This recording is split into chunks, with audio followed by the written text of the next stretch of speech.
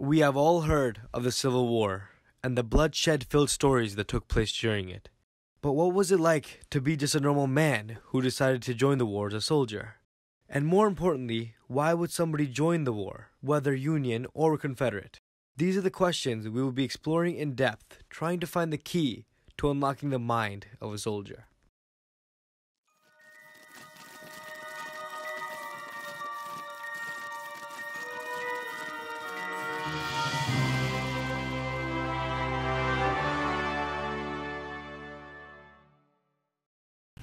For those who don't know how the Civil War started, it was because of the Confederate bombarded the Union soldiers at Fort Sumter. This event happened on April 12, 1861. Here's why this happened. It was because of the election. At this time, the 16th president was elected. It was an anti-slavery Republican named Abraham Lincoln. Lincoln's goal was to free as many slaves as he can, which was the 13th Amendment, also known as the Emancipation Proclamation. Southerners knew that this was bad for business, so they decided to go against him and whoever supports him. His election made 7 southern states divide from the Union and create the Confederate States. Down the line, more states joined the Confederates, which then created the Union versus Confederates. These events led to the Civil War.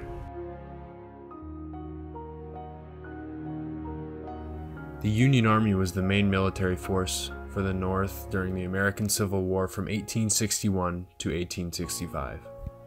The Union Army consisted mainly of volunteers willing to fight for their country. As most know, the Union Army ended up defeating the Confederate Army during the Civil War and preserving the Union. In 1863, the government established the Bureau of Colored Troops. By the end of the Civil War, roughly 179,000 black men, or 10% of the Union Army, served as soldiers. The average ages of Union soldiers usually ranged from 18 years to 45 years, although in certain cases there were boys as young as 12 years old who often served as cavalry buglers or drummer boys.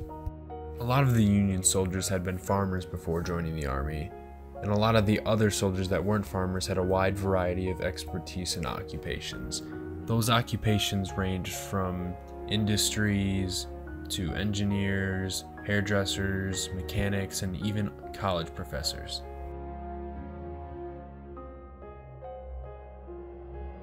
The average Confederate soldier joined the war effort because they felt that they needed to fight off the Union from taking their land and their homes. Others thought that if the Union won, it meant that the African Americans would now be on equal footing with the whites. Some just joined to help earn money for their small farm down in the South. When these Confederate soldiers moved from their farms to the war camps, they found that they were placed in small tents that were crammed with 20 soldiers. These tents were small and unclean and didn't keep out the harsh weather conditions. In the winter, they tried to make log cabins to stay warm, but since the South was undersupplied, they didn't put chimneys in these log cabins, so they were unable to start fires and most went cold. This made the winter very harsh for the Confederates. The researchers were able to peer into the lives of a soldier from the Civil War and look into the living conditions and motivations of both Confederate and Union soldiers. At the end of the day, every soldier, general, or even sergeant were just normal people, and knowing their motivations helps us understand even more in depth what had happened during the Civil War. The researchers were also able to uncover authentic footage of interviews taken of both a Union and a Confederate soldier during the war. This is their story.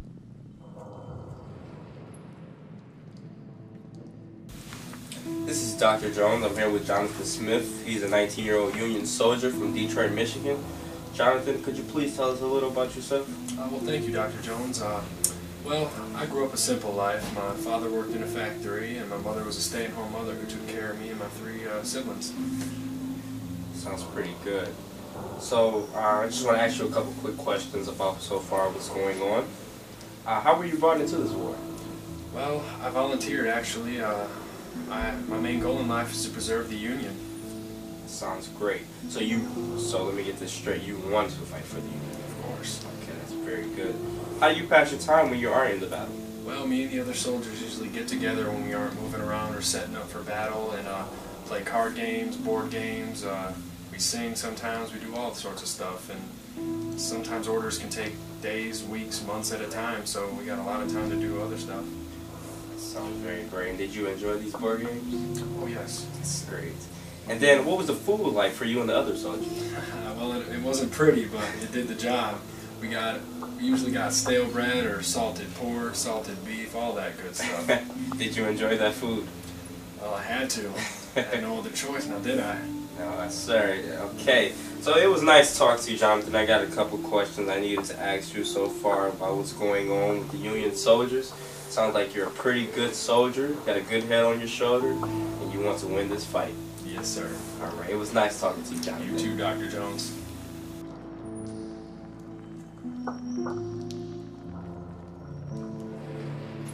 Hello, my name is Dr. Gray, and this is Randy Johnson, a Confederate. Hey, just give me a sec. They call me Drunk Randy Johnson, okay? See this flask here? I won this flask in my first battle, took it off a Yankee. Alright? This flask, I'm going in without this flask. They tried to give me a canteen. I don't want a canteen, I asked for a flask. They didn't give me a flask, so I took one. So, for me as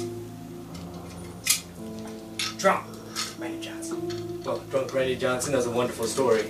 Run right into the interview. I want to thank you for joining me here on this interview.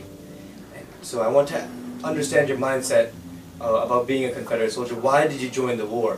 What made you join the war? Well, sir, I grew up on a small farm down there in Georgia, and lived with my dad and my mom, and we were in a very rich folk. We didn't have none of those plantations that other rich folk down here have, but we had two slaves. We could afford them, and it was pretty nice to have us out on the farm. And those Yankees that tried to come down tried to take that from us.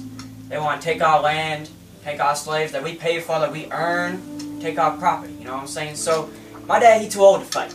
So I said, Dad, I'll join up for you, and I'll go get them Yankees. We'll win. We'll keep our land. How was life before the war? Bitter. You know, as I see, I lived on a farm, so work life was hard. But me and Bessie here, we were practicing, shooting them rabbits, shooting them turkeys for dinner and such. So I had to do that. I see. That's very good. So how did you pass time while battles weren't going on? What did you do to fill up that time? Well, sometimes we would go to a shooting range, practice our shots. Probably wasn't that efficient, but I tried. And then we also like to play, card games, a little bit of chess here and there. Baseball was originally played once or twice, but the best time was when it got cold out in the winter. Alright, me and the boys went out back, firing our tents, and we threw snowballs. Snowballs. That sounds like a good time. Oh yeah, very I fun. wish I was there. Oh, It would have yes. been a very good time. Yes. So, other than snowballs, you must have been hungry. Hungry all through the war. What did you eat? What did the food taste like? Better. Not good. Not good. We had some old bread, so small amounts of bacon sometimes, and some Bacon. yes. It didn't taste very well, but my stomach went empty most days. I see. We also had some peas on the side. That was a lucky time. What about drinking? What did you drink? Oh, like I said, sir, Oh, of course. just don't Of leave course. my side. That's all I drank. Every time I went to battle, I was drunk. I was like, oh, Very Randy good. Johnson. Drunk every time in battle. Oh, I'm sure you did wonderful. Oh, kind of, sir. Oh, perfect. I lost my bayonet to a horse because it came charging at me. It was a scary time back then, I couldn't get my bayonet back, but it was either the horse and that guy or me. I see. Wow, you're a wonderful soldier. Thank you, sir. Perfect. Well, I want to thank you for joining me in this interview. You did a wonderful job. Thank you, You're a sir. very inspiring character, and I will continue to learn from you in the future. Thank you, sir. Thank you. You have a good one. You as well.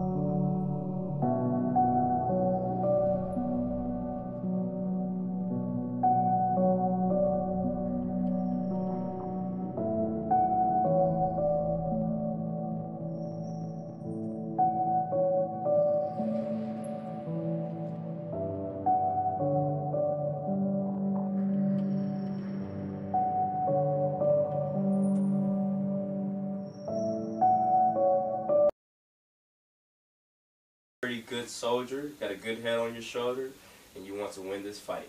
Yes, sir. All right. It was nice talking to you, Jonathan. You too, Dr. Jones. And see. Thank you, sir. Thank you. You have a good one. You as well. He was so sarcastic.